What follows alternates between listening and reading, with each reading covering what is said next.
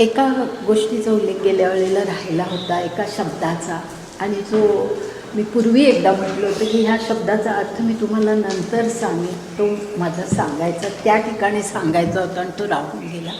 आणि तो शब्द कुठे येतो तर अरविंदांनी अर्जुनाचं स्थान काय आहे हे जे सांगितलं की त्यांचं असं स्पष्ट मत आहे की अर्जुनाचा आत्मा हा विकासाच्या अत्यंत उच्च अवस्थेला आहे आणि आत्ता जे काही तो वर्तन करतोय त्याच्यामुळे त्याची अधोगती होईल आणि तो अधपात होऊ नये आत्म्याचा, म्हणून त्याला ज्ञानात्मक बुद्धी ते देत आहे.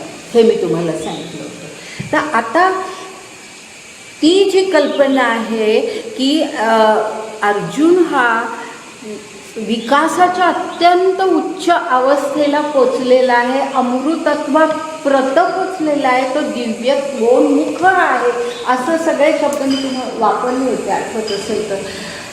ते जे अर्जुनाचं स्थान आहे ना त्यालाच 15व्या श्लोकामध्ये आपण तो खूप आधी पाहिला आहे. 15व्या श्लोकामध्ये मी तुम्हाला म्हटलं होतं की त्या श्लोकातला एक शब्द महत्त्वाचा आहे, 2 शब्द महत्त्वाचे. अमृतत्व हा एक शब्द तिथे आला होता आणि आणखी एक शब्द होता आणि तो म्हणजे पुरुषर्षभ. आठवतो पुरुषर्षभ, आणि त्याचा मराठीमध्ये मी अनुवाद केला होता पुरुषश्रेष्ठ. अर्जुनाला ते असं म्हणत आहेत की हे पुरुषश्रेष्ठा असं त्याला म्हटलेलं आहे. आणि मग त्याला म्हटलं आहे की ज्ञानी पुरुष कसं वर्तन करतात हे तू लक्षात घे, असं त्या श्लोकामध्ये एकूण सगळा त्या श्लोकाचा अर्थ आहे.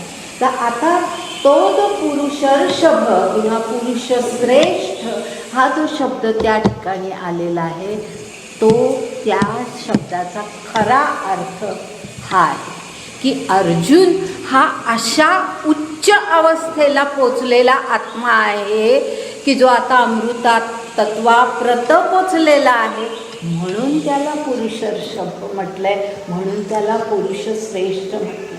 आपण साधा व्यावहारिक त्याचा जर अर्थ घेतला की ह्या सगळ्या जगातल्या पुरुषांमधला तू श्रेष्ठ किंवा सगळं आर्य क्षत्रियांमधला तू श्रेष्ठ, असा साधा अर्थ आपण व्यावहारिक अर्थ त्याचा घेतला तर तो चुकीचा होईल. त्याला आध्यात्मिक अर्थ आहे आणि तो आपल्याला अरविंदांच्या विचारामध्ये कळतो. त्याचा उल्लेख मी गेल्या वेळेला करायला विसरले, तो लक्षात घ्या. आणि मी तो शब्द जेव्हा वापरला म्हणजे श्लोकाच्या मधला सांगितला होता त्यावेळेला मी म्हटलं होतं की पुरुषश्रेष्ठ याचा अर्थ मी नंतर सांगेन. आणि नंतर ह्याचं कारणच हे होतं की ज्या वेळेला आपल्याला ते सगळे विचार एकदा कळले की मग आपल्याला तो अर्थ स्पष्ट होईल. आणि अर्जुनाचं स्थान हे त्यानंतरच आपल्याला जास्ती चांगल्या प्रकारे करू शकणार होतं, म्हणून मी तो शब्द ठेवला होता. आता आपण जे काही आत्तापर्यंत पाहिलं त्याच्या आता आपण पुढे जातो. आणि तुम्हाला मी अगदी नेहमी जे सांगते की कुठल्या श्लोकापासून कुठल्या श्लोकापर्यंत किंवा कुठल्या ओवीपासून कुठल्या ओवीपर्यंत काय सांगितलेलं आहे हे याचं मी नेहमी एक थोडं म्हणजे ॲनलाइज केल्यासारखं विश्लेषण केल्यासारखं मी ते सांगत असते. तर 11व्या श्लोकापासून ते 38व्या श्लोकापर्यंत सांख्यात्मक बुद्धी अर्जुनाला दिलेली आहे. हे मी तुम्हाला सांगितलं होतं, आधी सांगितलं होतं, बरोबर आहे. 38व्या श्लोकापर्यंत ही सांख्यात्मक बुद्धी म्हणजेच ज्ञानात्मक बुद्धी. ज्ञान म्हणजे काय? आत्मा, परमात्मा ह्याबद्दलचं सगळ्याबद्दलचं ते जे विवरण आहे ते ह्या 38व्या श्लोकापर्यंत आलेलं आहे. आणि आता आपण पुढे जाणार आहोत तिथे कुठून म्हणजे ती ओवी 229व्या ओवीपर्यंत हे विवेचन आहे आत्तापर्यंत जे झालं ते. आता त्याच्या पुढे 39व्या श्लोकापासून 54व्या श्लोकापर्यंत, म्हणजेच ओव्या जर आपण पाहिल्या तर 230व्या ओवीपासून 290व्या ओवीपर्यंत, 230व्या ओवीपासून 290व्या ओवीपर्यंत, 39व्या श्लोकापासून 54व्या श्लोकापर्यंत, म्हणजेच 230व्या ओवीपासून 290व्या ओवीपर्यंत जो भाग आहे तो आपण आत्ता पाहणार आहोत. आणि त्या ठिकाणी अगदी साध्या शब्दामध्ये आत्ता मी सांगते की काय आहे, पण खरं त्याचं आपल्याला योग्य प्रकारे ज्ञान होणार आहे ते जेव्हा सगळ्या ओव्यांचं आपण विवेचन करू तेव्हा होईल. पण या श्लोकांमध्ये किंवा या ओव्यांमध्ये अर्जुनाला भगवंतानी कर्मयोगातली बुद्धी दिली आहे. कर्मयोगातली बुद्धी. कर्मयोग म्हणजे काय? ज्याला कर्मयोग असं म्हटलेलं आहे गीतेमध्ये, हा कर्मयोग म्हणजे काय? तो कशा प्रकारच्या बुद्धीनी ज्या वेळेला आपण कर्म करतो त्यावेळेला तो कर्मयोग होतो, अशी कर्मयोगातली बुद्धी ह्या संपूर्ण भागामध्ये त्याला दिलेली आहे. आता ह्याचं विवेचन करण्यापूर्वी एका गोष्टीचा उल्लेख करते, तो म्हणजे असा की ह्याच्या पूर्वीचा जो काही आपण पाहिला भाग त्याच्यामध्ये दोन गोष्टी तुम्हाला स्पष्ट होतील.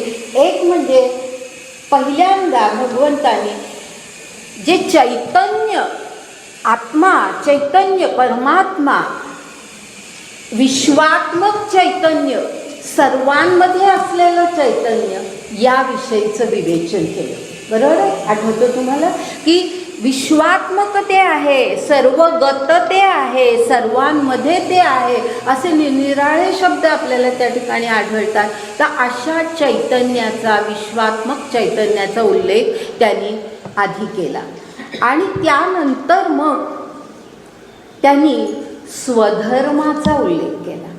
बरोबर आहे? आठवतं की स्वधर्म हा कधी संपतच नाही. स्वधर्म हा आपल्याला पार पाडावाच लागतो आणि स्वधर्म ह्याचा कधीही, धर्म या शब्दाचा कधीही चुकीचा अर्थ घेऊ नका. हे मी सतत सांगत आले. धर्म म्हणजे हिंदू, ख्रिश्चन वगैरे असा त्याचा अर्थ नाही. रिलिजन हा शब्द ज्या अर्थाने वापरतात त्या अर्थाने आपल्या संस्कृतीमध्ये धर्म हा शब्द वापरला जात नाही.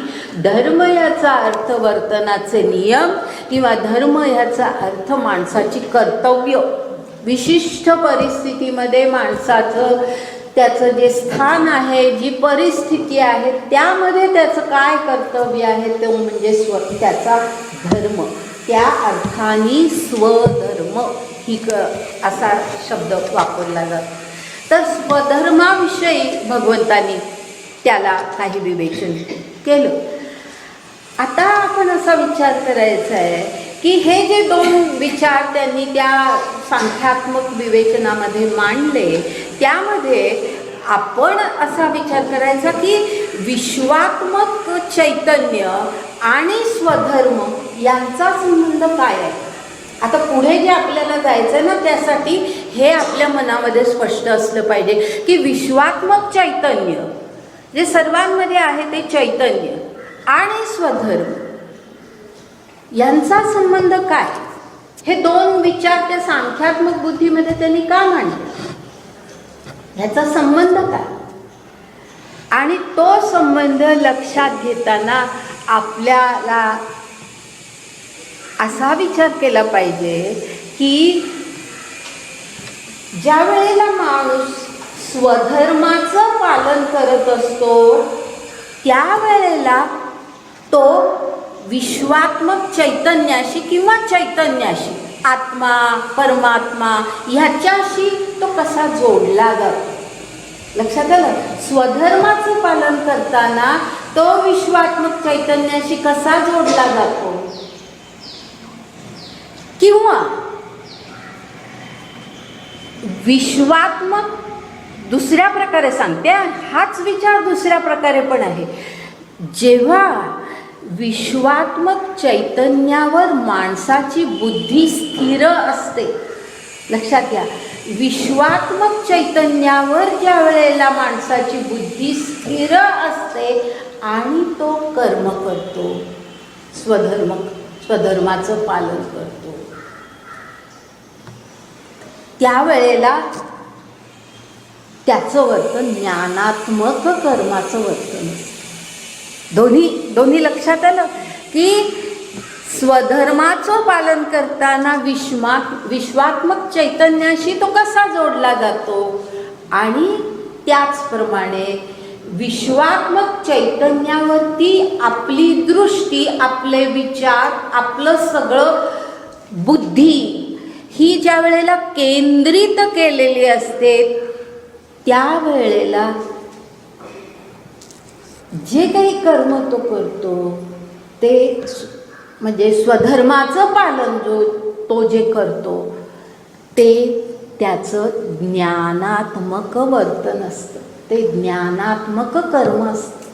त्याच्यामध्ये ज्ञान त्याला पूर्ण झालेलं आहे, कारण त्याची दृष्टी कुठे आहे, विश्वात्मक चैतन्यावरच आहे.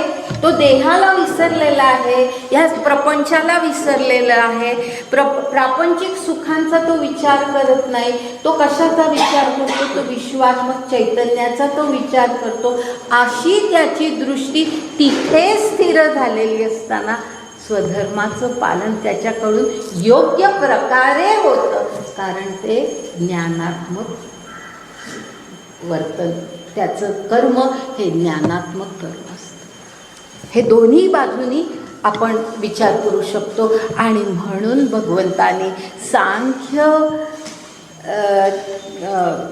योग त्याला जो काही सांगितला आहे त्यामध्ये आधी विश्वात्मक चैतन्याचा उल्लेख केला, त्याचं सगळं स्वरूप त्याला सांगितलं, आणि त्यानंतर मग स्वधर्म ह्याचं विवेचन त्यांनी केलं. आणि अर्जुना, तू स्वधर्माचं पालन केलंच पाहिजेस. आणि ते कसं केलं पाहिजे, तर ते विश्वात्मक चैतन्यावरती तुझी दृष्टी स्थिर ठेवून तू स्वधर्माचं पालन केलं पाहिजे, असं ज्ञान त्याला ह्या भागामध्ये त्यांनी दिले. आता हे जे ज्ञान आहे ते ज्ञान कर्माशी कसं जोडलेलं आहे हे आपल्याला आता पुढच्या या भागामध्ये स्पष्ट होणार आहे. आणि आता हे जे मी काही तुम्हाला सांगितलं ते एकदा मनामध्ये स्पष्ट झालं की पुढच्या या सगळ्या ओव्या भराभर आपल्याला कळायला लागणार आहे. नुसत्या मी वाचल्या तरीसुद्धा तुमच्या मनामध्ये अर्थ स्पष्ट होत जाणार आहे. जिथे आवश्यक आहे तिथेच मी त्याचं जास्ती स्पष्टीकरण करेन. आता आपण पुढे जाऊया. आता 39वा श्लोक आणि त्याच्या पुढच्या ओव्या म्हणजे किती 230वी ओवी आपण पाहतो.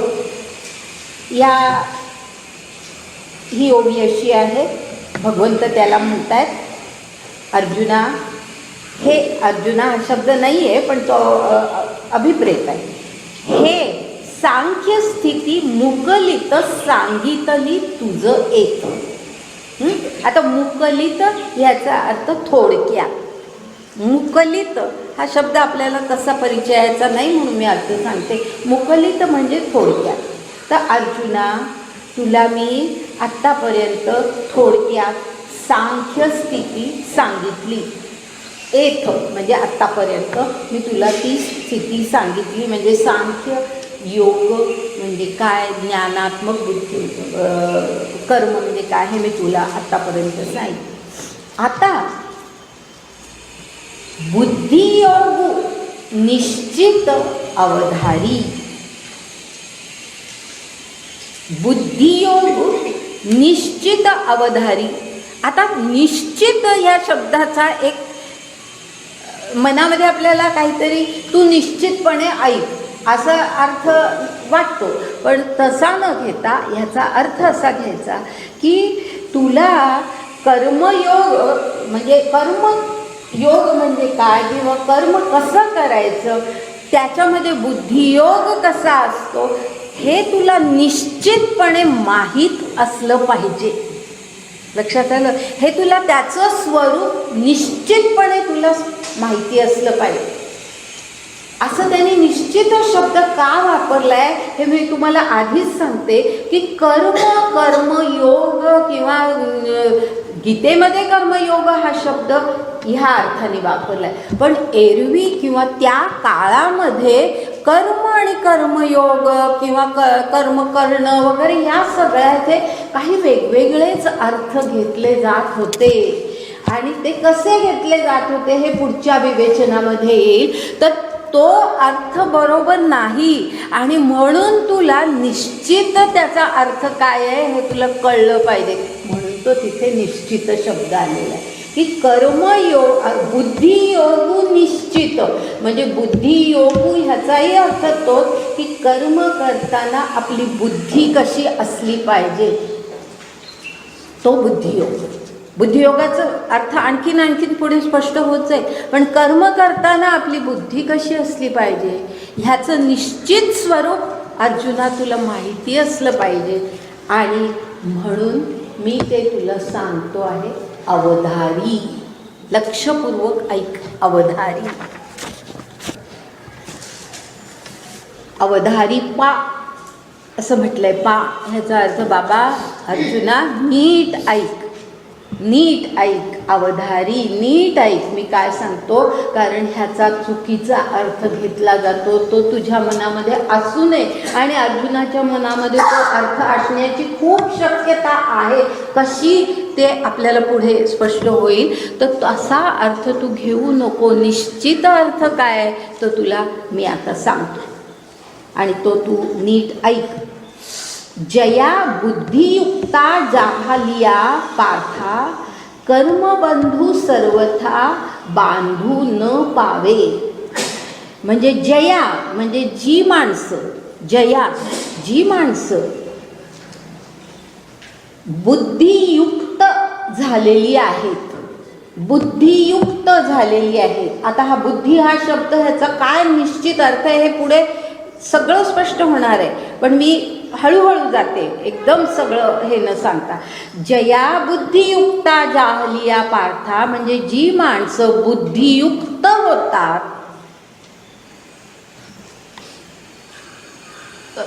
किंवा दुसरा एक शब्द मी त्या ठिकाणी सांगते, ज्या माणसांना योग बुद्धी, दुसरा बरोबर उलट्या प्रकारेही तो शब्द घेता येतो. बुद्धियुक्त होणं म्हणजेच ज्या माणसांना योग बुद्धी पूर्णपणे निश्चितपणे कळलेली असते आणि ते कर्म करतात. बुद्धियुक्त होऊन जे कर्म करतात त्यांना कर्मबंधू सर्वतः बांधू न पावे. कर्मबंधू, कर्माचं बंधन, कर्माचं बंधन ह्याचा अर्थ नीट मनामध्ये असू दे, स्पष्ट असू दे.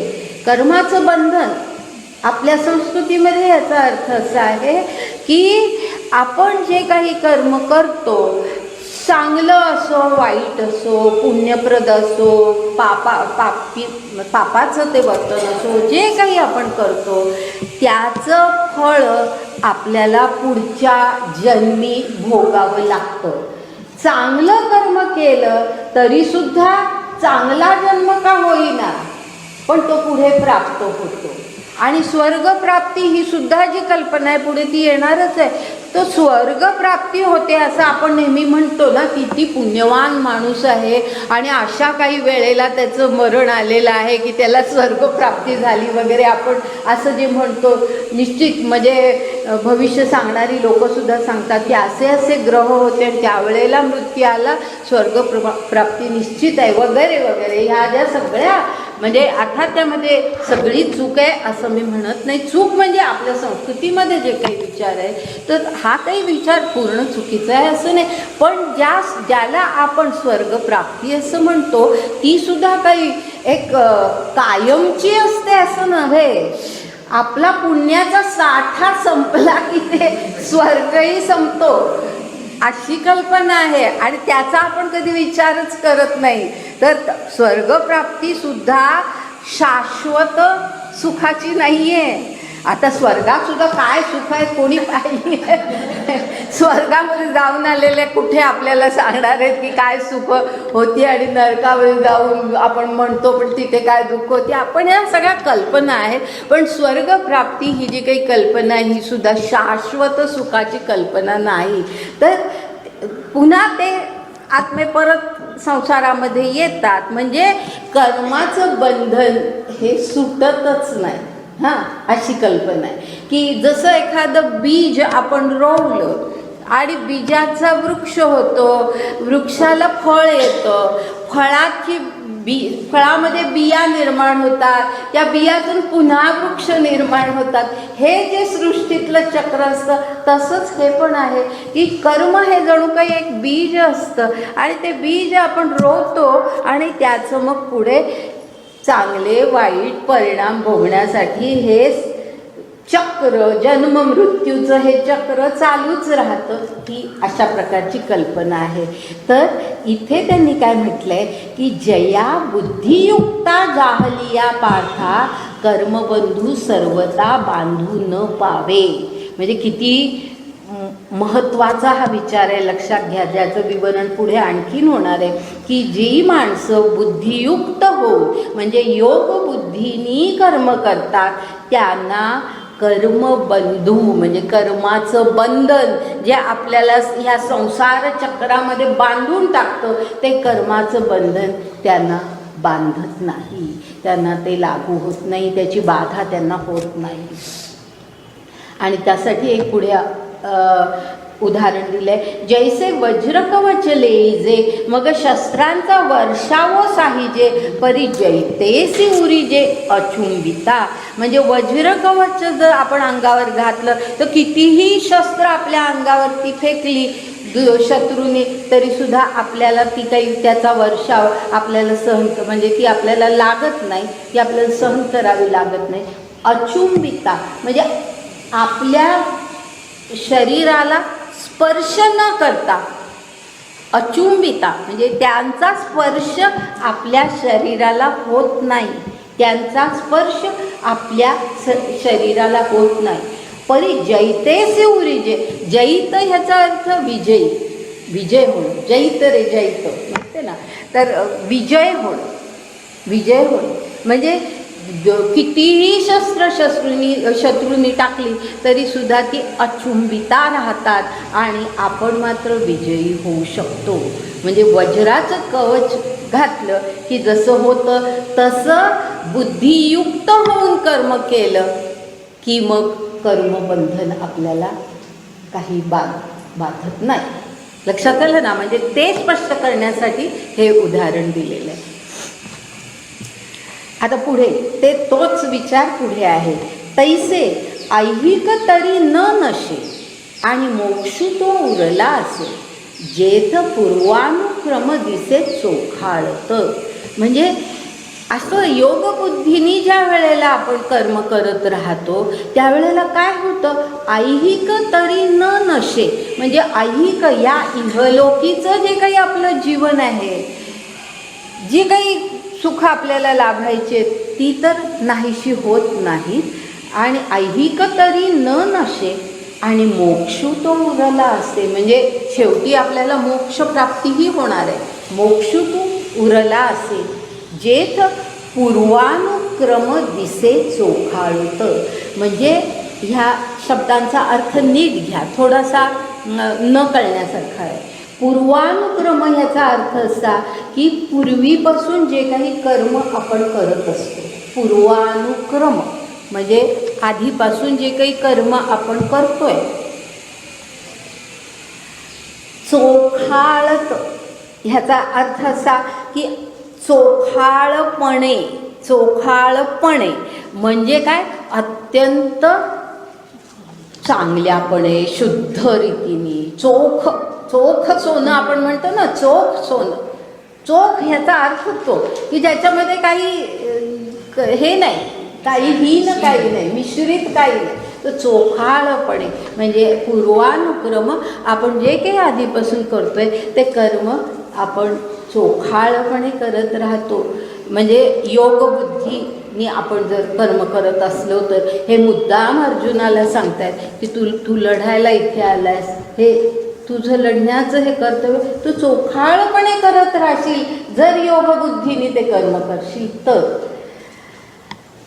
आता पुढे पहा, कर्माधारे राहाटीजे परी कर्मफळ ते निरीक्षिजे जैसा मंत्रज्ञू न बधिजे भूतबाधा. म्हणजे कर्म, आता हे जे शेवटचं आहे ना, मंत्रज्ञू न बधिजे भूतबाधा, हा ज्ञानेश्वरांचा काळ आहे. लक्षात घ्या की ज्या काळामध्ये मांत्रिक तांत्रिक ह्या मंत्र तंत्र ह्याचा खूप प्रभाव समाजामध्ये होता. आणि मग भूताची बाधा झाली की मांत्रिक त्याच्यावर काहीतरी उपचार करणार.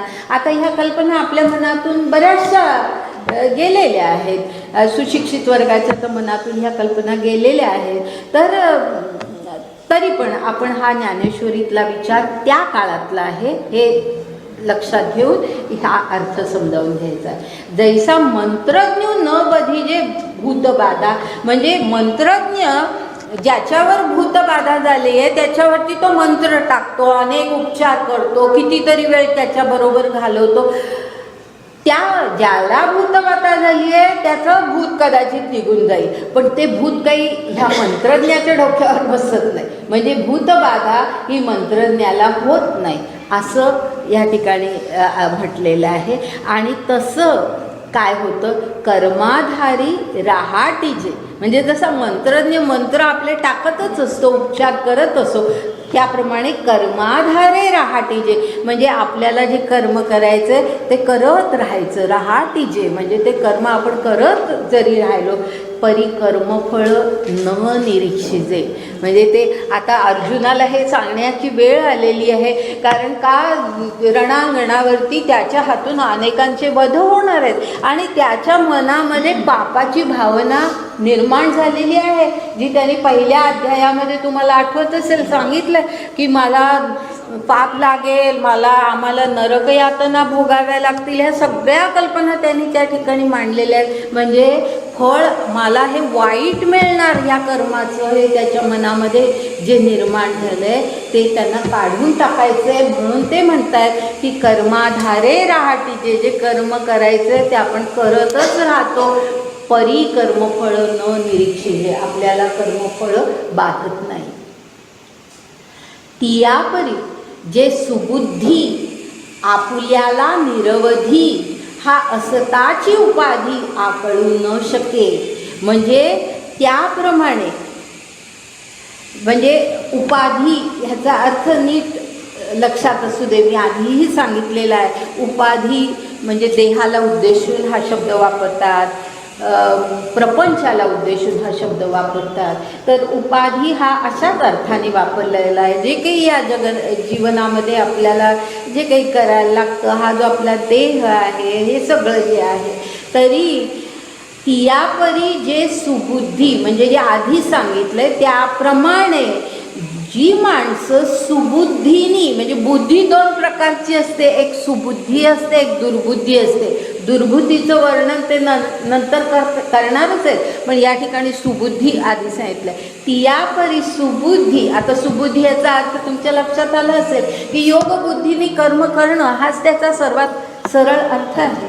तर तियापरी जे म्हणजे जी माणसं सुबुद्धीनी हे करतात, कर्म करतात, ते आपुलाल्या निरवधी, म्हणजे त्यांना त्या कधीही पूर्णतः ते ह्या उपाधीमध्ये जरी असले, ह्या प्रपंचामध्ये जरी ते असले, या देहामध्ये जरी ते त्यांचा आत्मा असला तरीसुद्धा ती कुठलीही कर्म, मग ती पाप म्हणा पुण्य म्हणा, कुठलीही कर्म त्या उपाधीला आकळू शकत नाही. म्हणजे त्या उपाधीला, त्यांच्या देहाला, त्यांच्या अस्तित्वाला कशालाही त्याची बाधा होत नाही.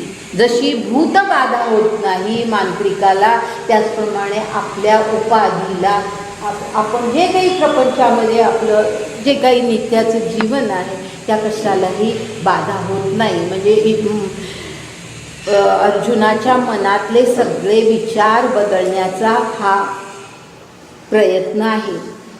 जेथ पुढे जेथ न संचरे पुण्यपाप, जे सूक्ष्म अतिनिष्कंप गुणत्रयादिलेप न लगती जेथ.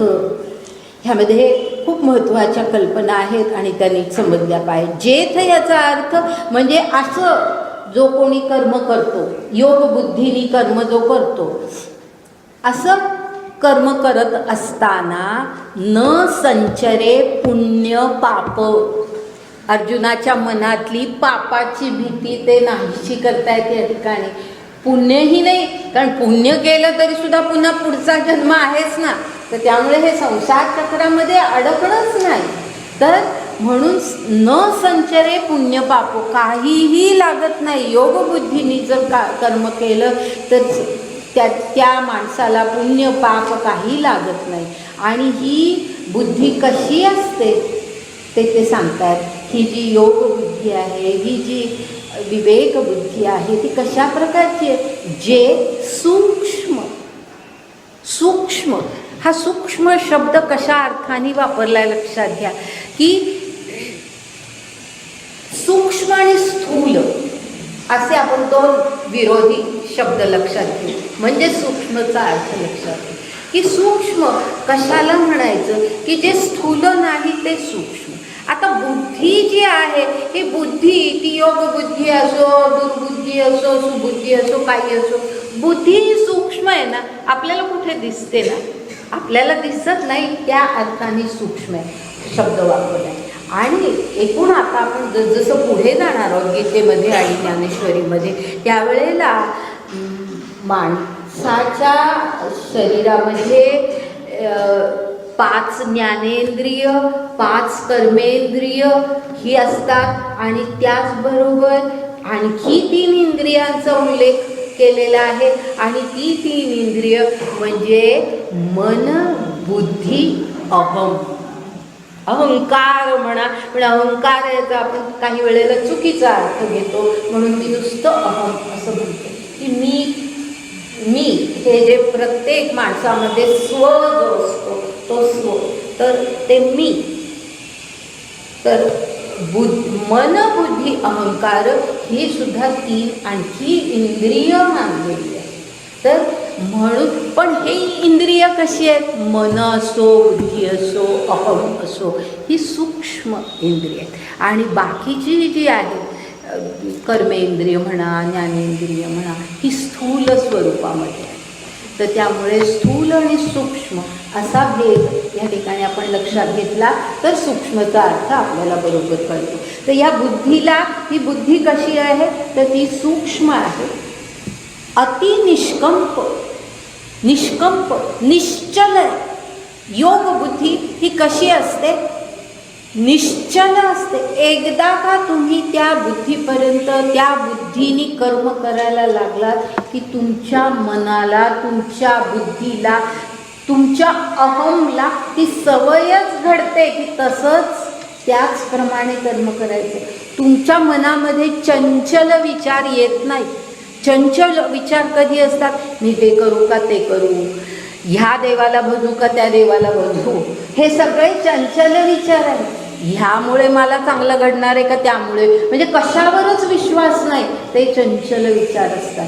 आणि योगबुद्धी ही निष्कंप असते, म्हणजे ती अत्यंत निश्चल असते, स्थिर असते, स्थित असते. आता हा स्थित हा शब्दही या ठिकाणी मी सांगते आणि तो मनामध्ये असू दे, लिहूनच ठेवा, कारण पुढे आपल्याला ह्याच गोष्टीचा पुढच्या भागामध्ये विचार करायचा. ती स्थित असते. एकदा का आपल्यामध्ये ती आली की ती स्थित असते. त्या अर्थाने हा शब्द वापरलेला आहे, निष्कंप. हां, पुढे आहे ही कुठली ओवी होती?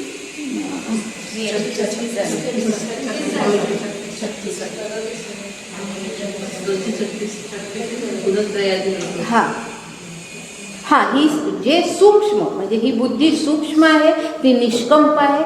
आणि गुणत्रयादी लेप न लगती जेथ, हा एक फार महत्त्वाचा विचार आहे लक्षात. गुणत्रय आपल्याला ह्याचा खूप पुढे खूप विस्ताराने विवेचन ह्याचं करायचं आहे. गुणत्रय एक अध्याय आहे ह्याच्यावरती, गुणावरती, गुणत्रयावरती. आणि पुढचं तर सगळं म्हणजे अगदी 18व्या अध्यायापर्यंत ह्या गुणत्रयाचा खूप उल्लेख आपल्याला आढळणार आहे. तर हे गुणत्रय म्हणजे सत्व, रज, तम,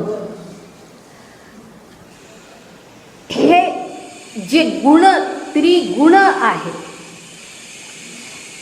हे त्रिगुण हे प्रकृतीचे गुण मानले जातात. लक्षात घ्या, प्रकृतीचे.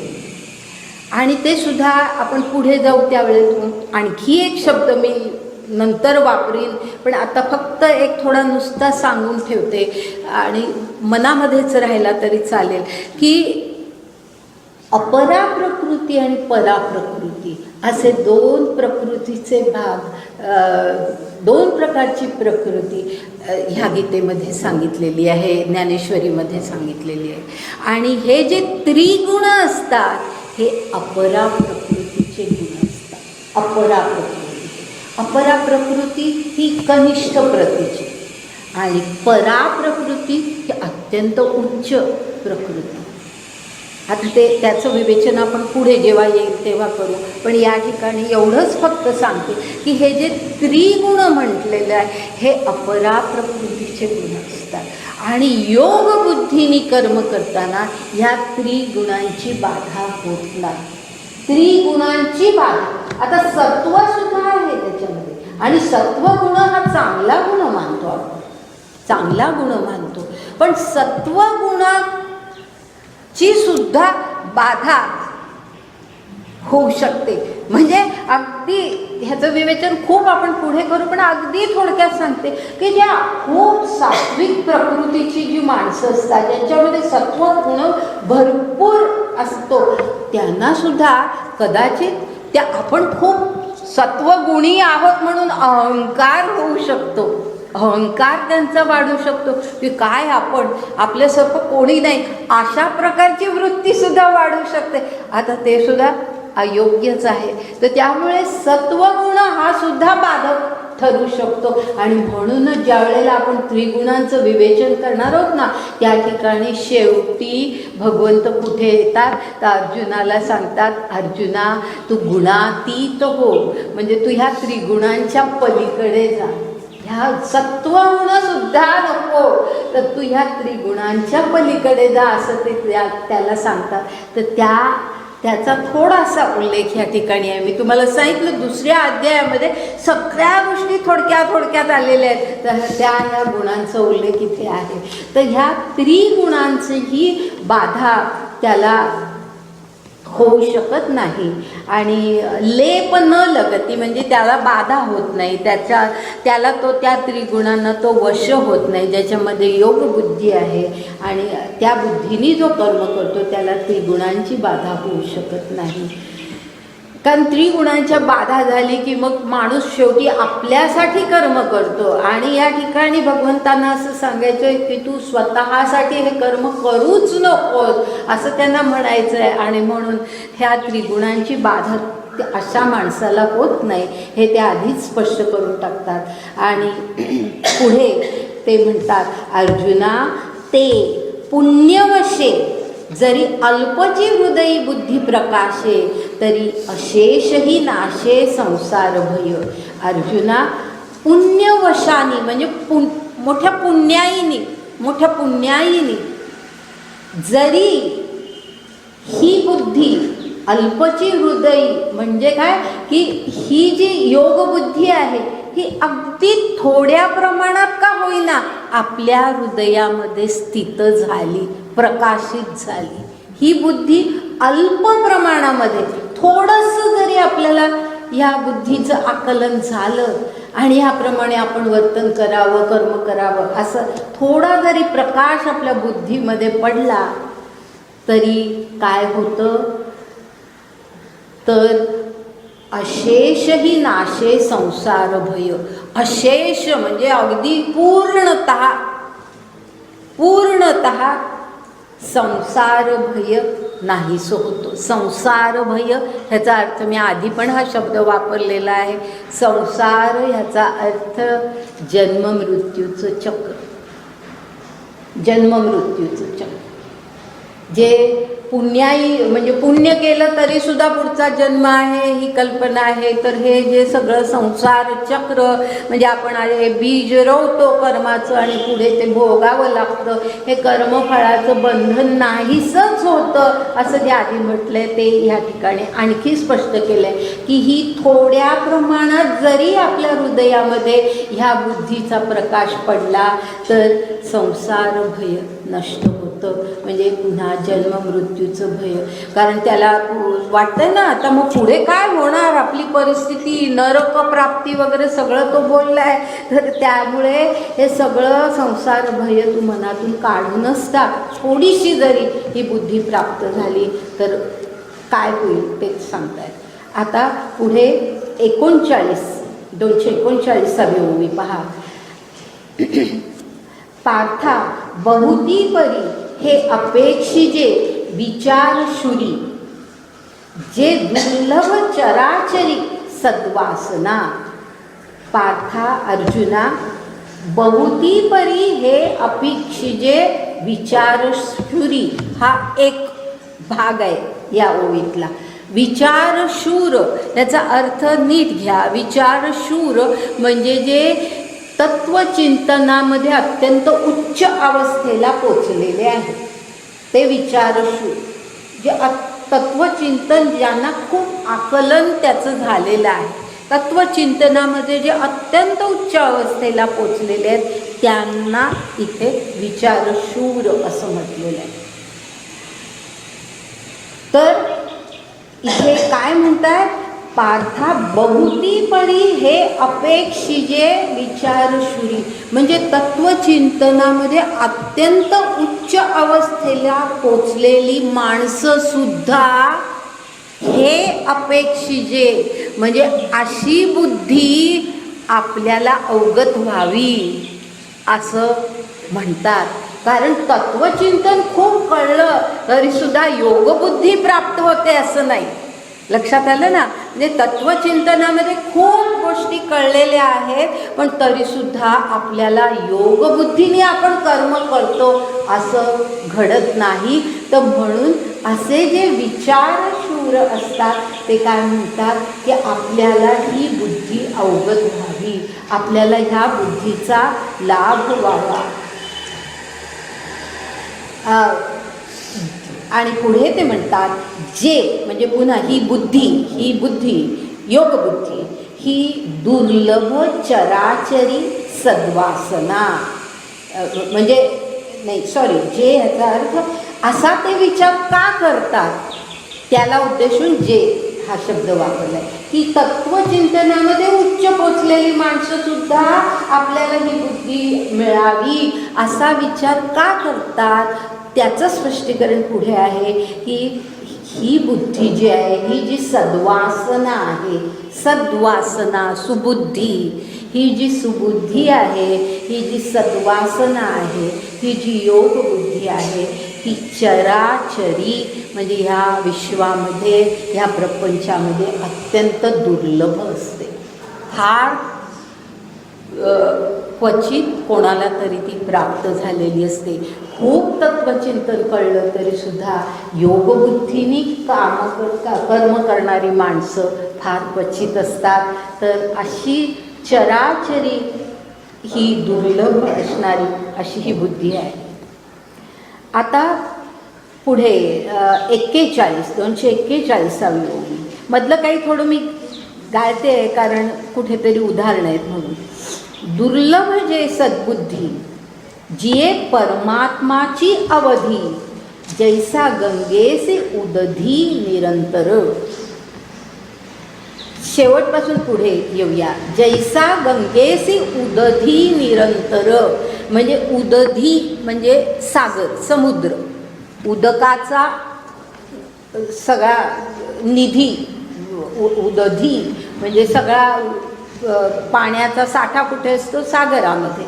तर उदधी गंगेला ज्याप्रमाणे सागरामध्ये मिळून जाणं, सागरामध्ये विलीन होणं, हेच निरंतर ध्येय असतं.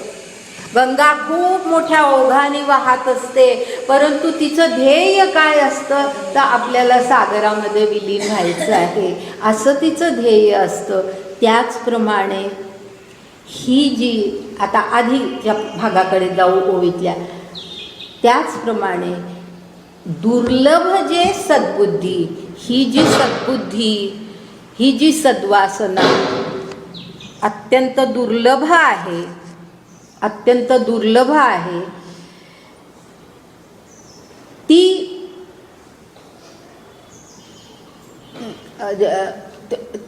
ती जी सद्वासना अत्यंत दुर्लभ आहे, त्या सद्वासनेचं, त्या बुद्धीचं अंतिम ध्येय काय असतं? तर परमात्मा. जिये परमात्माची अवधी, ह्याचा अर्थ तिचं अंतिम, तिला काय पाहिजे असतं? तर परमात्म प्राप्ती आपल्याला व्हावी, परमात्म साक्षात्कार आपल्याला व्हावा. आणि परमात्म साक्षात्कार ह्याचाही अर्थ की परमात्मा आणि मी भिन्न नाही आहे, असं अशा प्रकारे माझं वर्तन या जगामध्ये होऊ दे, असं अशा प्रकारे परमात्मा हेच जिचं अंतिम ध्येय आहे, अशी ही सद्बुद्धी असते, जी ती दुर्लभ असते, पण तिचं ध्येय मात्र हे असं असतं. पुढे आणखी स्पष्टते होतच. ईश्वरा वाचुनी काही, जिये आणिक लाणी नाही, ते एकची बुद्धी पाही अर्जुना जगी. लाणी ह्याचा अर्थ आश्रयस्थान, आश्रयस्थान. ईश्वरा वाचुनी काही, ईश्वरा वाचून जिला दुसरं आश्रयस्थानच नाही, आणिक जिये आणिक लाणी नाही, म्हणजे जिला ईश्वरा वाचून दुसरं आश्रयस्थानच नाही, ते एकची बुद्धी पाही अर्जुना जगी. अशीच ही एक बुद्धी असते, हे अर्जुना तू निश्चितपणे लक्षात घे.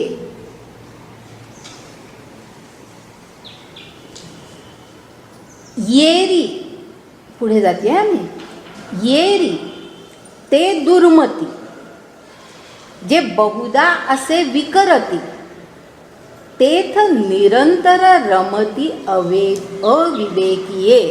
कळला असेल अर्थ तुम्हाला.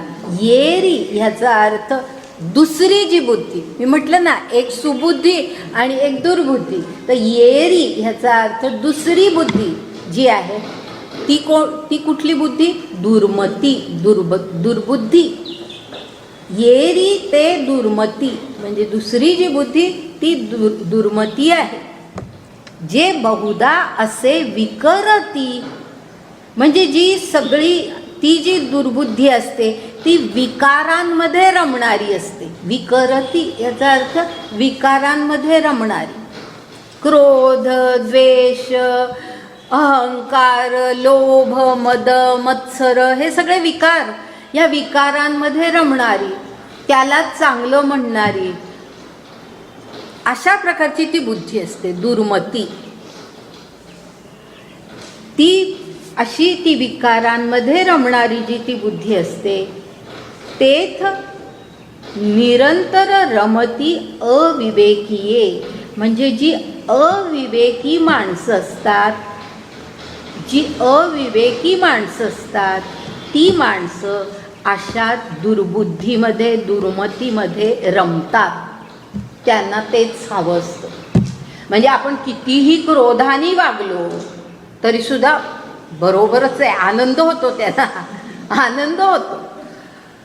मद, मत्सर ह्या सगळ्या गोष्टींचा एक प्रकारचा आनंद त्यांच्यामध्ये, आसुरी आसुरी ती त्यांची वृत्ती असते, आसुरी वृत्ती असते. आणि त्यामुळे ते अशा अविवेकी माणसं अशा दुर्बुद्धीमध्येच ते रमतात. तया पार्था, तया म्हणजे त्या माणसांना मग स्वर्ग, संसार, नरकावस्था प्राप्त होते. स्वर्ग, मग अशी मी तुम्हाला सांगितलं की स्वर्ग मिळाला तरी तो काही शाश्वत नाही आहे, तिथूनही खाली यावंच लागतं. तर स्वर्ग, संसार, नरकावस्था हे सगळं जे काही चक्र आहे हे चक्र त्यांना प्राप्त होतं. आणि आत्मसुख सर्वथा दृष्ट नाही, म्हणजे त्यांना कधीही आत्मानुभव कधीच येणार नाही. परमात्म साक्षात्कार त्यांना कधीही होणं शक्य नाही.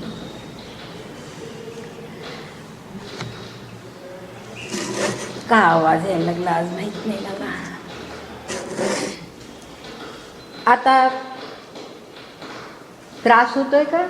नाही नाही. पुढे आपण जाऊया. आता पुढचा जो भाग आहे ना तो थोडा नीट लक्षात घ्यायचा आहे बरं का. आता ह्या ठिकाणी ते काय म्हणतायत, वेदाधारे बोलती केवळ कर्म प्रतिष्ठिती परी कर्मफळी आसक्ती धरुनिया. मी सबंध वाचते बरं का. वेदाधारे बोलती केवळ कर्म प्रतिष्ठिती परी कर्मफळी आसक्ती धरुनिया. म्हणती संसारी जन्मीजे यज्ञादी कर्म कीजे मग स्वर्ग सुख भोगीजे मनोहर.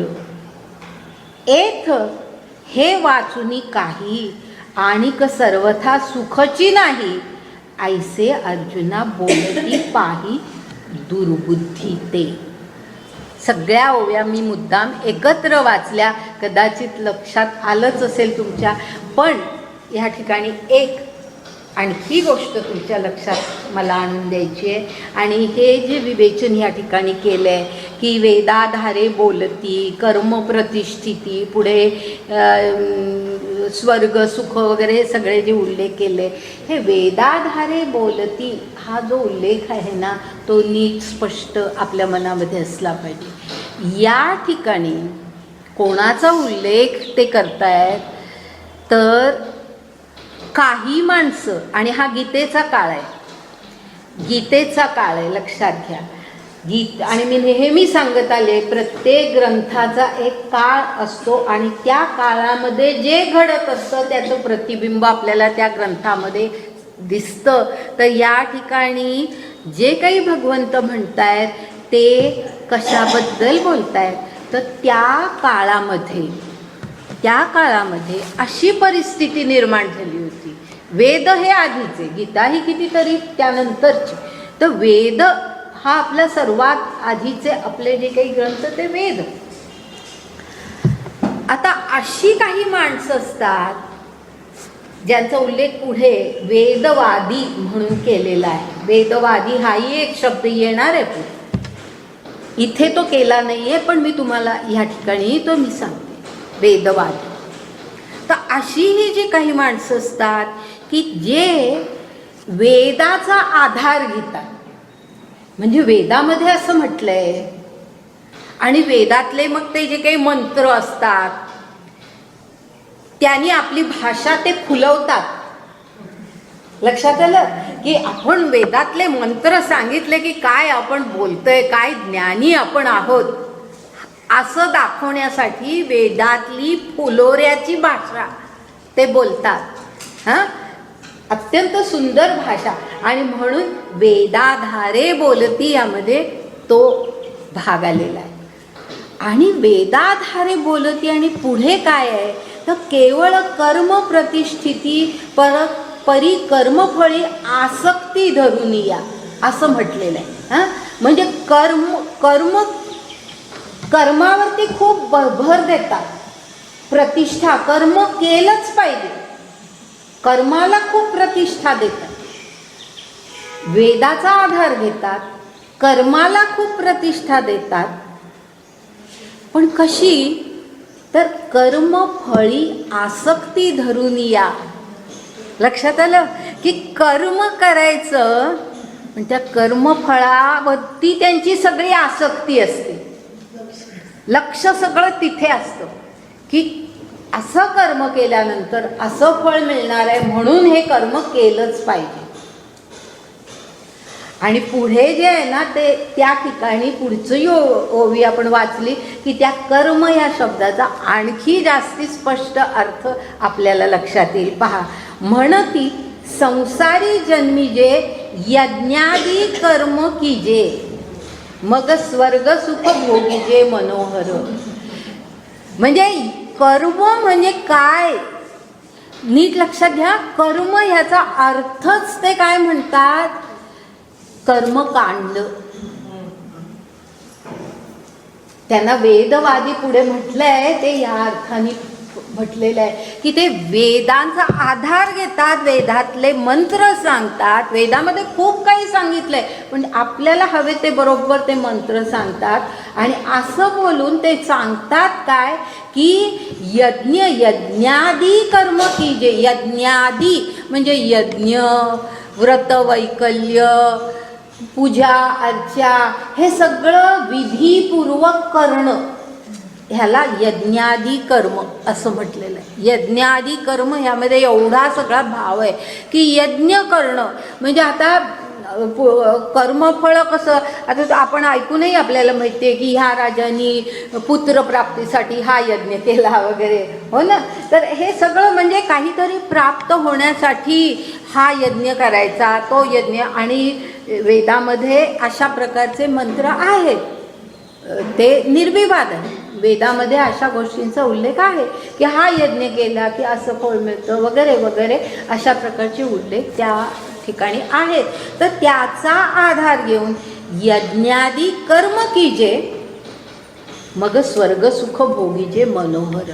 म्हणजे कशाला यज्ञ करायचा, तर ते फळ मिळण्यासाठी.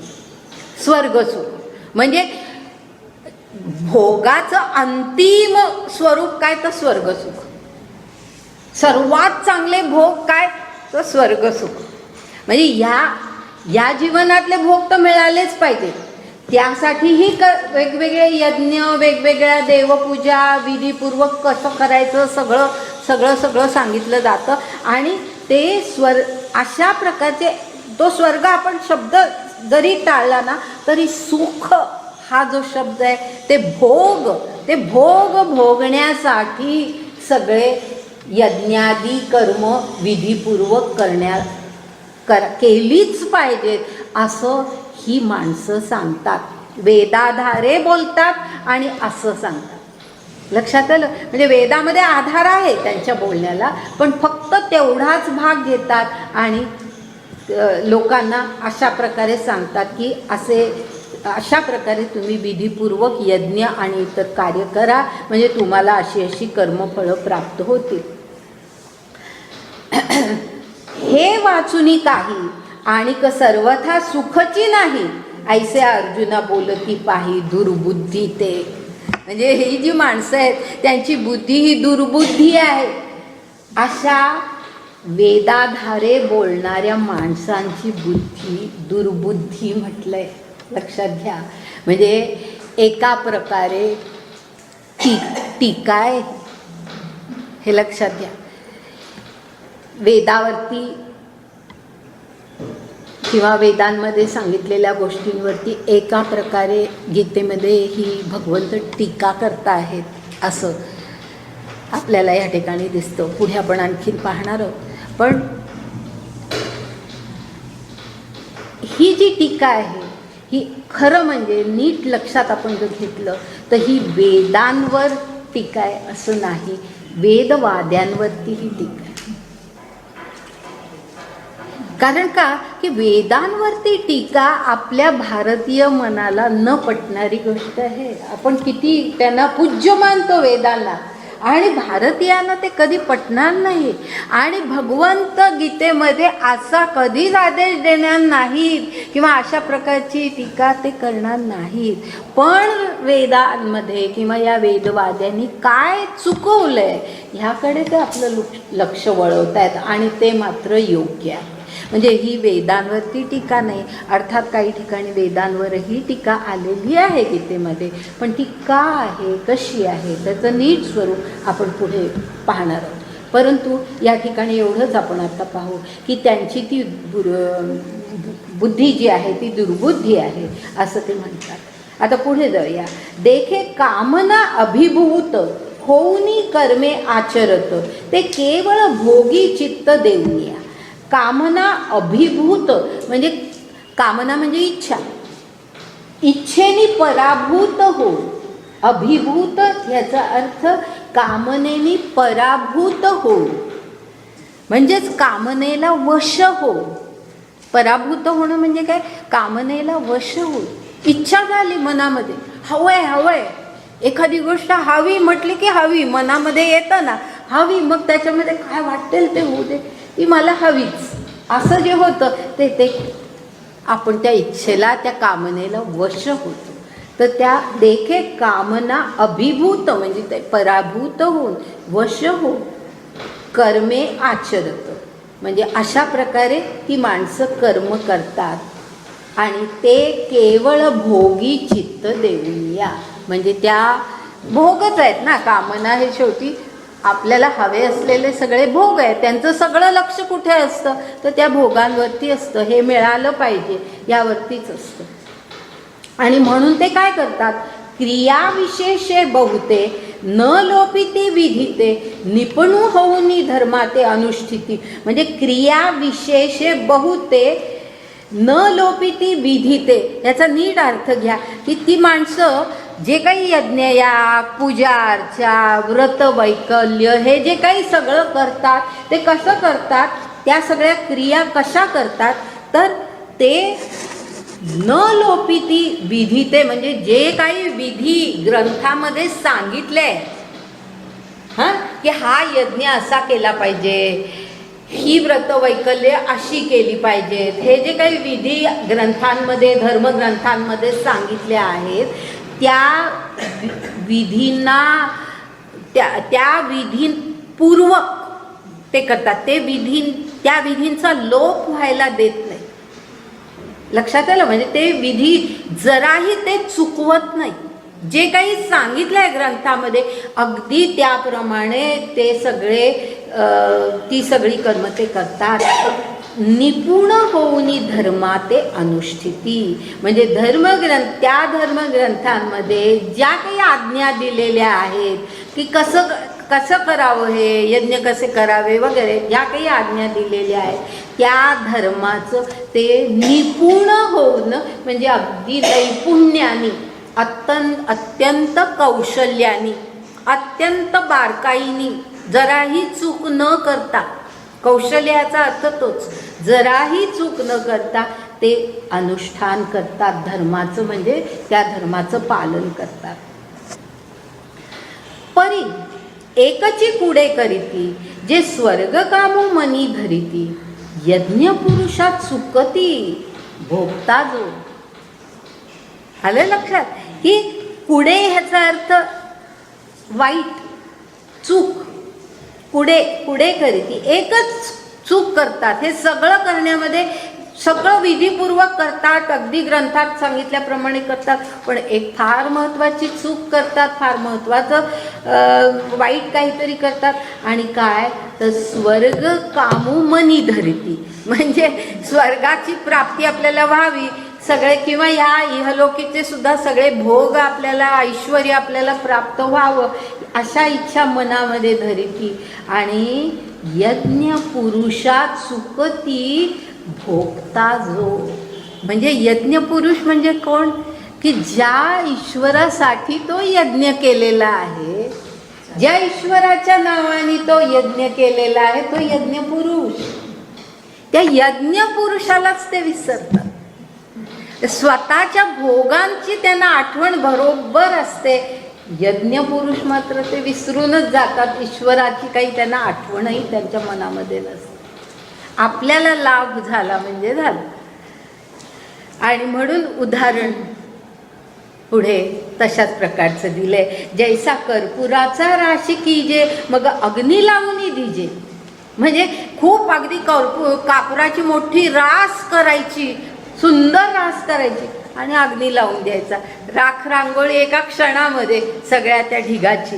म्हणजे असं कर्म करतात, विधिपूर्वक करतात, पण यज्ञ पुरुषाला ते विसरतात. म्हणजे हे त्याच्यासारखंच झालं ना की कापुराची रास सगळी नाश पावून गेली अग्नी लावल्यामुळे. तसं यज्ञ पुरुषाला चुकल्यामुळे, विसरल्यामुळे त्यांच्या कर्माला, किती विधिपूर्वक त्यांनी कर्म केलं तरी त्याच्यातून काही प्राप्त होणार नाही. आणि पुढे आणखीन एक उदाहरण आहे का, मिष्टांनी संचर विजे, काळकूट म्हणजे मिष्टान्न करायची, पक्वान्न करायची तयार, सुंदर सुंदर पक्वान्न करायची तयार, आणि मग त्यामध्ये विष मिसळायचं. काळकूट म्हणजे विष. काय झालं, खूप म्हणजे चांगलं, एवढं चांगला स्वयंपाक करायचा आणि त्याच्यामध्ये विष कालवायचं, म्हणजे सगळं नष्ट झालं ना, त्याचं काही हे नाही. तर असं त्यांची ती कृती असते की यज्ञ पुरुषाला ते विसरतात. ही त्यांची कृती अशी असते.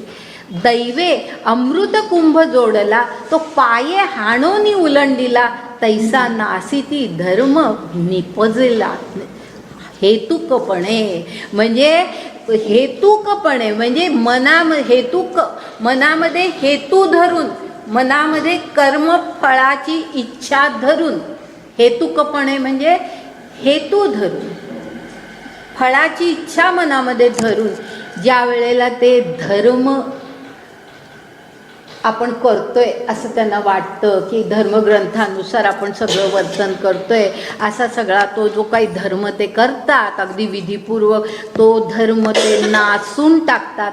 कशा प्रकारे, तर दैवे अमृत कुंभ जोडला, तो पाये हाणोनी उलंडीला. म्हणजे तुम्हाला दैवानी अमृत कुंभ द्यावा आणि तुम्ही तो पायानी लाथाडून टाकावा, अशी ही कृती आहे. की करताय ना तुम्ही विधिपूर्वक सगळं, यज्ञ करताय, सगळं करताय, ठीक आहे, करा, अगदी चांगल्या प्रकारे यज्ञ करा, व्रतवैकल्य करा, पण त्यामध्ये फळाची अपेक्षा कशाला धरता, असं त्यांना म्हणायचं. की फळाची अपेक्षा धरून यज्ञ करणं, धर्माचं पालन करणं हा काही धर्म नसतो. तर निष्काम कर्म, त्याकडे आता ते येत आहेत. निष्काम कर्म थोडंसं आणखीन घेते मी.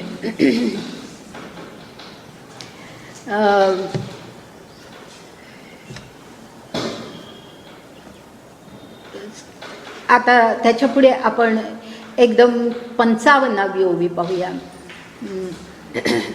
255वी. म्हणून म्हणजे हे सगळं जे त्यांनी सांगितलंय, म्हणून हे पार्था दुर्बुद्धी देख सर्वथा तया वेदवादरता मनी असे वसे. म्हणजे ह्या वेदवादरत जे आहेत त्यांच्या मनामध्ये अशी ही दुर्बुद्धी असते, हे तू लक्षात घे पार्था, हे तू लक्षात घे की दुर्बुद्धी असते. म्हणजे सुबुद्धी म्हणजे काय, दुर्बुद्धी म्हणजे काय, ह्या दोन्हीचं विवेचन त्यांनी केलं. आणि पुढे आता आपण पुढे जातोय. तिन्ही गुणी आवृत्त, पुढची ओवी आहे 56वी. तिन्ही गुणी आवृत्त हे वेद जाणे निभ्रांत, म्हणून उपनिषदादी समस्त सात्विकते. पुढची ओवी वाचते म्हणजे हे सगळा अर्थ नीट कळेल. येर रजतमात्मक जेथ निरूपिजे कर्मादिक, जे केवळ स्वर्ग सूचक धनुर्धरा. इथपर्यंत मी आधी घेते. ते काय म्हणतात, तिन्ही गुणी आवृत्त हे वेद जाणे निभ्रांत.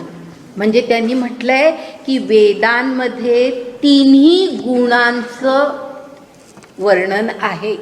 वेद हे तिन्ही गुणांनी आवृत्त आहेत. म्हणजे तिन्ही गुणांचा उल्लेख आपल्याला वेदांमध्ये दिसतो, वेद वाङ्मयामध्ये दिसतो. आणि हे निभ्रांत म्हणजे तू ह्याबद्दल निभ्रांत हो, संशय बाळगू नकोस. मी जे सांगतोय हे नीट लक्षात घे, ह्या बाबतीमध्ये कुठलीही मनामध्ये शंका आणू नकोस की वेद हे तिन्ही गुणांनी आवृत्त आहे. म्हणून आता त्याच्यामध्ये हे तिन्ही गुण असल्यामुळे मग ते तिन्ही गुण कुठे आहेत ते सांगतात. उपनिषदादी समस्त सात्विकते, म्हणजे त्याचा जो उपनिषदादी भाग आहे, वेदांचा अंतिम जो भाग आहे, जो उपनिषद ज्यामध्ये सांगितलेली आहेत, त्या उपनिषदादी भाग जो आहे तो सात्विक स्वरूपाचा आहे. म्हणजे त्रिगुण कुठे आहेत हे ते सांगतायत वेदांमध्ये. तर उपनिषदादी जो भाग आहे सगळा, त्याच्यामध्ये सात्विक गुण खूप आहे. आता ह्या सगळ्या गुणांची चर्चा मी इथे करत नाही, आपण पुढे करणार आहोत. पण एवढं माहिती असू दे की उपनिषदामध्ये सात्विक गुणांचा उल्लेख आपल्याला किंवा त्याची चर्चा जास्त प्रमाणामध्ये आपल्याला आढळते. आता वेद आणि उपनिषद ह्याच्यामध्ये थोडा फरक लक्षात घ्या तुम्ही, की वेद जे आहेत आपले ते वेद त्यांना अपौरुषेय म्हणतात. ह्याचं कारण असं की वेद हे अशी त्यामागची भूमिका आहे की वेद हे कोणी माणसाने निर्माण केलेले ग्रंथ नव्हे, म्हणजे माणसाच्या बुद्धीने निर्माण झालेले ते ग्रंथ नव्हे. तर काही फार प्राचीन काळातल्या ऋषींनी काही ऐकलं म्हणा, काही ध्वनी त्यांच्या कानावर पडले, असं असू शकेल. किंवा असाही अर्थ घेता येतो की त्या प्राचीन ऋषींच्या अंतरात्म्यामध्ये प्रकाश पडला, एकदम असा काही प्रकाश पडला, एकदम त्यांना असं काही एक ज्ञान झालं आणि त्याच्यातून, म्हणजे ते त्यांच्या बुद्धीचं ज्ञान नव्हे, त्यांना असं काहीतरी एकदम ज्ञान झालं. जसं बुद्धाला, तसं बौद्ध त्याला बुद्ध आपण म्हणूनच म्हणतो की एनलायटनमेंट ज्याला म्हणतात, की अशा प्रकारची एक बुद्धी त्याला प्राप्त झाली. तर तशा प्रकारची बुद्धी ह्या प्राचीन काळातल्या ऋषींना प्राप्त झाली असावी आणि ते जे काही त्यांना ज्ञान अवगत झालं ते वेद अपौरुषेय. आणि पुढे मग ते ज्ञान त्यांनी पुढच्या ऋषींना दिलं आणि असं करत करत पुढे उपनिषद हा जो भाग आहे हा असा आहे. उपनिषद ह्याचा अर्थ तसा की शिष्य असे जवळ बसलेले आहेत, गुरुच्या सान्निध्यात आहेत आणि गुरु त्यांना काहीतरी ज्ञान देतोय. आणि कशाचं ज्ञान देतोय की जे वेदांमधून त्यांनी घेतलेलं ज्ञान आहे ते ज्ञान त्यांनी पुढे स्वतःच्या बुद्धीने मग पुढे त्यांना दिलं. म्हणजे त्याची बुद्धी त्याच्यामध्ये आहे, उपनिषदांमध्ये त्याची बुद्धी आहे जी वेदांमध्ये अपौरुषेय आहेत. तर अशा आपल्या बुद्धीने जे काही त्याला बुद्धीमध्ये अवगत झालं, जे काही वेदांचं ज्ञान ते त्यांनी पुढे दिलं, ती उपनिषद, जवळ बसून घेतलेलं, शिष्याने घेतलेलं ज्ञान, गुरूंनी त्यांना दिलेलं ज्ञान, ती उपनिषद. तर या ठिकाणी हा उपनिषदाचा बराचसा भाग, जवळजवळ सगळा भाग असा आहे असं भगवंत म्हणतात की जो सात्विक स्वरूपाचा आहे, सात्विक स्वरूपाचा आहे, सत्वगुण ज्याच्यामध्ये खूप आहे.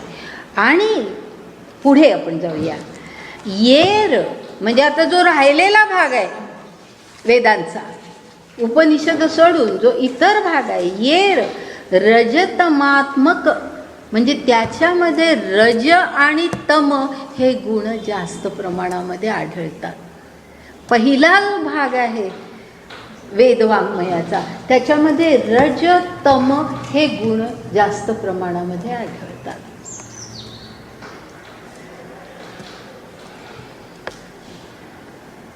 आणि ह्याचं कारण असं की वेद ज्या काळामध्ये ऋषींनी निर्माण केले तो काळ असा होता की ज्या काळामध्ये निरनिराळ्या परिस्थितींमध्ये माणसं होती. कोणी अगदी कनिष्ठ प्रतीमध्ये, अगदी म्हणजे ज्यांना अनार्य असा उल्लेख आहे आपल्या ग्रंथांमध्ये, अनार्य लोकही होती, आर्य जे सांस्कृतिकदृष्ट्या जास्ती उच्च प्रकृतीची अशी माणसं होती, काही ज्यांच्यामध्ये चांगले गुण असणारी अशी माणसं होती. ह्या सगळ्यांना कसं वागावं हे वेदांमध्ये सांगितलं गेलं. लक्षात घ्या, कसं वागावं हे सांगितलं गेलं. आणि कसं वागावं हे सांगताना आता माणसाची सर्वसाधारण अपेक्षा अशी असते की मला हे प्राप्त झालं पाहिजे, मला ते प्राप्त झालं पाहिजे, माझी ही परिस्थिती आहे, ह्याच्यातून मी सुटलो पाहिजे, वगैरे वगैरे ज्या काही सगळ्या अपेक्षा असतात, त्या सगळ्या त्यांच्या सामान्य माणसांच्या अपेक्षा पूर्ण करण्यासाठी वर्तन कसं करावं, माणसांनी निरनिराळ्या परिस्थितीमध्ये असताना वर्तन कसं करावं, ह्या परिस्थितीतल्या माणसांनी कसं करावं, त्या परिस्थितीतल्या माणसांनी कसं करावं, हे वेदांमध्ये जास्त प्रमाणामध्ये आलं. आणि त्यामुळे मग रजोगुण कसा असतो की असेल त्या परिस्थितीतून पराक्रमाने पुढे जायचं, आव्हान स्वीकारायचं, धैर्याने पुढे जायचं आणि हे करायचं. काही तमगुण सुद्धा त्याच्यामध्ये. आणि आपण ज्या वेळेला गुणांची चर्चा करू त्यावेळेला लक्षात येईल की तमोगुण हा सुद्धा काही पूर्णतः वाईट नसतो. तमोगुण हा सुद्धा एक फार मोठा जीवनातला आधार असतो. कसं ते पुढे आपण पाहूया. परंतु या ठिकाणी मी एवढंच सांगते की वर्तन कसं करावं ह्याचे नियम वेदांमध्ये सांगितले गेले आणि पुढच्या भागामध्ये तसं वर्तन का करावं, विशिष्ट प्रकारचं वर्तन का करावं, जीवनाकडे कोणत्या दृष्टीने पाहावं. लक्षात आलं, जीवनाकडे कोणत्या दृष्टीने पाहावं ह्याचं विवेचन जास्त प्रमाणात उपनिषदामध्ये आहे. की जीवनाचा अर्थ काय, कोणत्या दृष्टीने पाहावं ह्याचा अर्थ असतो की जीवनाचा अर्थ काय, आपण जीवनामध्ये काय करायचंय ते का करायचंय ह्याचं स्पष्टीकरण उपनिषदांमध्ये आलेलं आहे. आणि त्या ठिकाणी सत्वगुणाचा जास्ती उल्लेख आपल्याला आढळतो. तर असं भगवंत असं म्हणतात की उपनिषदादी जो भाग आहे त्यामध्ये सात्विक गुण आहेत, बाकीचा जो भाग आहे त्याच्यामध्ये रजतमात्मक गुण आहेत. आणि हे रजतमात्मक गुण जे आहेत ते कसे आहेत, जे केवळ स्वर्गसूचक म्हणजे काहीतरी भोग, माणसाच्या ज्या अपेक्षा सर्वसाधारण अपेक्षा असतात त्या पूर्ण करण्याला मार्गदर्शन करणारे.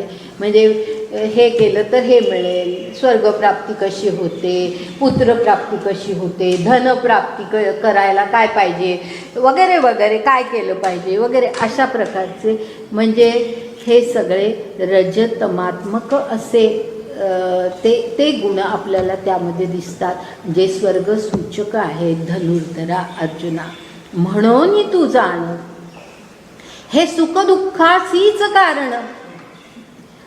जर तुम्ही काहीतरी अपेक्षा ठेवल्या, हे मला प्राप्त व्हावं म्हणून काहीतरी तुम्ही कर्म केलं, हेतूनी कर्म केलं, हेतुकपणे जर तुम्ही कर्म केलं आणि अपेक्षा पूर्ण झाली नाही तर आलं दुःख, अपेक्षा पूर्ण झाली तर आलं सुख. म्हणजे अनुकूल प्रतिकूल ह्या सगळ्या परिस्थिती या त्यामुळे निर्माण होतात आणि मग त्यातून मग सुख दुःख निर्माण होतं. अनुकूल प्रतिकूल हे सगळं त्यातून निर्माण होतं, मग सुख दुःख निर्माण होतं. आता पुढे काय म्हणतात, एथ झणे अंतःकरण रिगो देसी. म्हणजे अर्जुना, झणे अंतःकरण रिगो देसी म्हणजे चटकन अशा विचारातून तुझं चित्त काढून बाहेर टाक, तुझं चित्त बाहेर टाक. असे विचार तू चटकन मनातून बाहेर टाक, असे विचार चटकन तू मनातून बाहेर टाक. झणे देसी हे नेहमी ज्ञानेश्वरांची ही भाषा आहे. आत्तापर्यंत अनेक वेळेला असं आलेलं आहे. जे नवीन आले त्यांना हे कदाचित माहिती नाही म्हणून मी सांगते. एथ झणे अंतःकरण रिगो देसी म्हणजे ह्याच्यामध्ये तुझं अंतःकरण घालायलाच देऊ नको, ह्या विचारांमध्ये तुझं अंतःकरण व्यापून टाकू नकोस. झटकन बाजूला हो, दूर टाक हे विचार. गुणत्रया ते अभेरी, तिन्ही गुणांचा अभेर कर. गुणत्रया ते अभेरी, तिन्ही गुण म्हणजे गुणातीत हो, जे पुढे येणार आहे एका अध्यायामध्ये. गुणत्रया ते अभेरी, तिन्ही गुणांचा चा तू अवहेर कर. सत्वगुणसुद्धा काही वेळेला बाधक असतो. तो तिन्ही गुणांचा म्हणजे शक्यतो सत्व गुणामध्ये राहावं, पण सत्वगुणसुद्धा काही वेळेला बाधक असतो. तोही तू त्याच्याही तू पलीकडे जा. मी माझे हे न करी, किती स्पष्ट शब्दामध्ये सांगितले. मी माझे हे न करी म्हणजे हे माझे आपतं, हा मी, हे सगळं विसर तू. हे ममत्व तुझ्या मनातून जाऊ दे. मी माझे हा ममत्वाचा मोह तुझ्या मनातून पूर्णपणे जाऊ दे. शरीराला तू विसर. मी माझे अहम जाऊ दे. मी माझे हे न करी, एक आत्मसुख अंतरी विसंब झणी. विसंब झणी म्हणजे त्याच्यावर विसंबून झणी म्हणजे लगेच. कशावर? तर आत्मसुख. तुझ्या अंतरामध्ये फक्त आत्मसुखाचा विचार. आत्मसुख म्हणजे चुकीचा अर्थ घेऊ नका. स्वतःचं सुख नव्हे, भोग नव्हे. आत्मसुख याचा अर्थ आत्म्याचा अनुभव. आत्म्याचा अनुभव आल्यामुळे होणारा आनंद. आत्मानंद, ब्रह्मानंद. त्या आत्म आनंदामध्ये तुझं चित्त पूर्णपणे विलीन होऊन जाऊ दे. आज मी इथे थांबते. पुढचं आपण नंतर.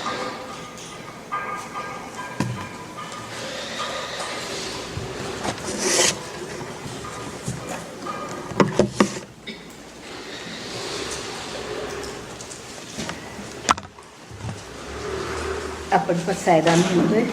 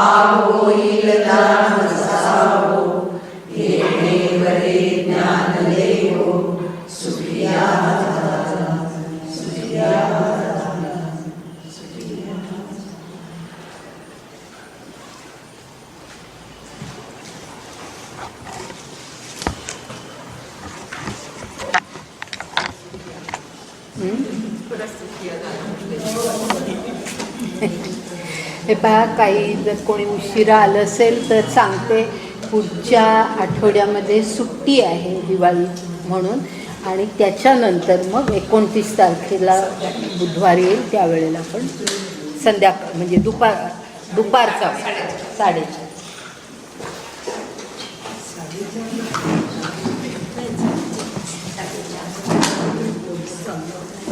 खाली नका वापरू. असंच करा, असाच करा, मला बरं वाटतं.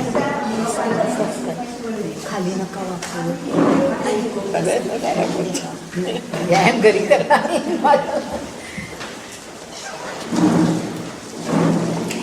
ते छोटंसं तुम्हाला दिलं पण ते फक्त काही नाही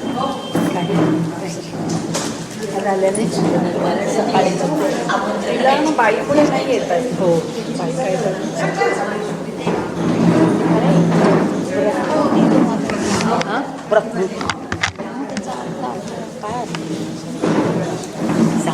येईल मोठा विषय, खूपच मोठा विषय सांगणार आहे.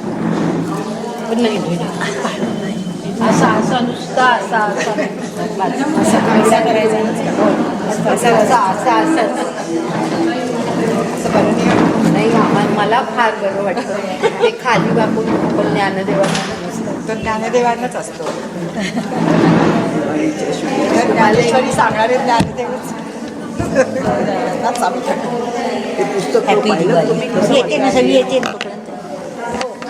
विसराय ना पुस्तक कसं वाटलं पाहिलं तुम्ही? हो माझ्याकडे राहिलं तर चालेल. कारण ना अभ्यास करत असला नाही, तर चालेल. अभ्यास असं नाही. मी काय करते एखाद्या वेळेला एखादं मला असं सांगावं हे मला जर त्यात वाटतंय तुम्हाला आहे तसं. असं मला त्याच्यातून एकदा खात्री करून घेते की मी सांगते हा बरोबर आहे कसं आहे असं वाटतंय ना तुम्हाला? कारण तुम्ही सगळं अभ्यास लोक त्या पण तुम्ही दृष्टीने म्हणाला तर दांडेकरांनी सुद्धा ती हे केली. आहे ना त्याच्यात. नाही, मी म्हणते त्यांना दिलेलंच नाही मला. हो हो आहे, वाचलं वाचलं स्वतः बाई, happy दिवाळी. हो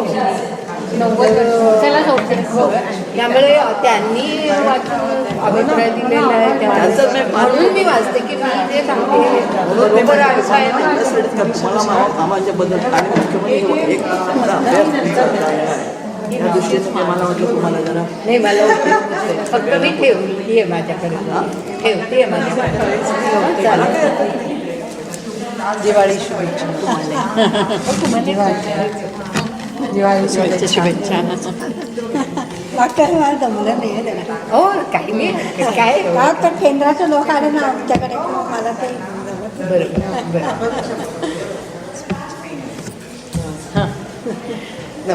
नाही नाही खाली नाही वा. मी आज पहिल्यांदाच आले, मला निशातांनी सांगितलं. चेहरे मला लक्षात असतात, नावं माहिती नाही. सुनीता पटवर्धन. बरं. मला एक विचारायचं होतं तुमच्याकडचं ते तुम्ही मला मी फोटो काढतो वरून बोलले. आणि माझ्या मुलीला आणि जावयाला दाखवला. ते सुंदर म्हणाले, "हे आम्हाला मिळेल का?" हो आता ना अजून आम्ही पण ट्राय केलं नाही आहे. आता 2 टाकली आहेत करायला. तर ते त्याला जरा सेट व्हायला अजून 1-2 महिने तरी लागतील. म्हणजे आम्हालाही अंदाज यायला पाहिजे, कारण हे आमच्याकडे पण नवीन आहे. हो आमचं पिल्लू नवीन आहे. आपल्याला काय खूप आहेत. नाही नाही काही मग आम्ही सगळे जातो, तुम्ही एकट्या नाही नाही कसं नाही तरी नाही वाटतं. काही नाही काही. मी पण आता इथनं वोटिंग करायला जाणार आहे. आपल्या जवळ आहे ना, त्यामुळे मी असंच ते घेऊन आले स्लिप वगैरे. तिथे जायचं, मग घरी जायचं. बरं मग मला हो तुम नक्की समजा झालं तर- देईन डेफिनेट. कारण त्यांना ते इतकं आवडलं म्हणजे तुझं आले की नाही माझा फोन नंबर मी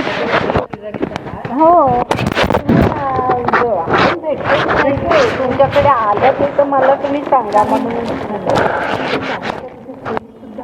हो तुम्ही हां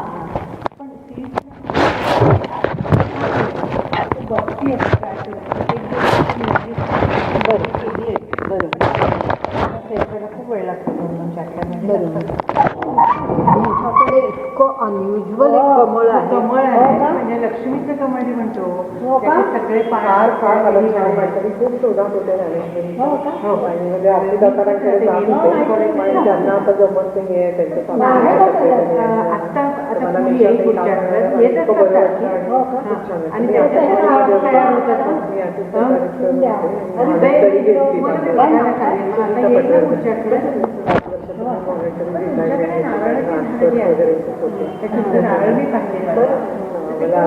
फार बरं वाटलं. मी ज्याच्या शोधात होते ते सापडल्याचा आनंद झाला. कारण खूप म्हणजे वाचन करण्याचा प्रयत्न केला पण ते नाही जे पण त्याच्यात विचार वेगळे म्हणजे आपण प्रचलित अर्थाचे अर्थ लावायला जातो आणि ते काहीतरी डोक्यात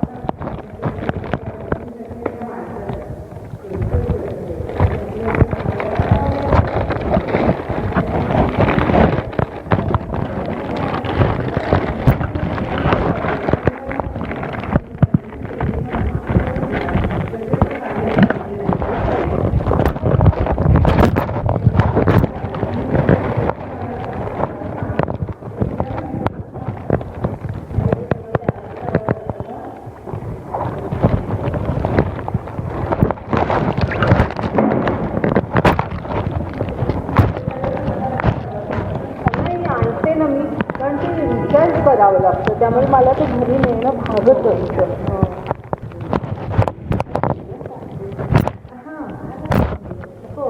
काय हा पोटाची लग्नाची आधी तुम्हाला सांगितले गोळ्या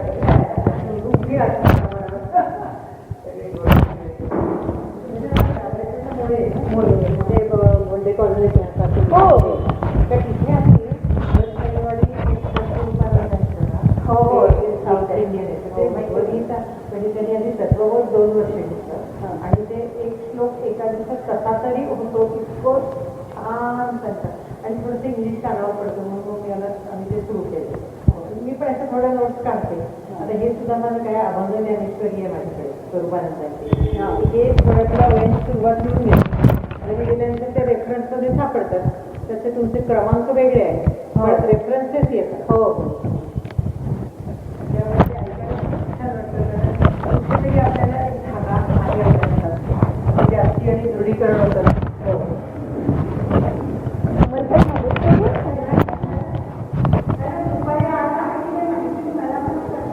बरोबर. आज तो ना आपला खुर्च्या जो खेळतो ना तो ती कोपऱ्याची खुर्ची ठेवत नाही आधी खूप मी कारण मला हे ठेवायला लागतं ना तो ठेवतच नाही. आज पण हो का कार सुट्टी आहे ना तुमच्याकडे खूपच सोय झाली नाही तर एवढी लोक कुठे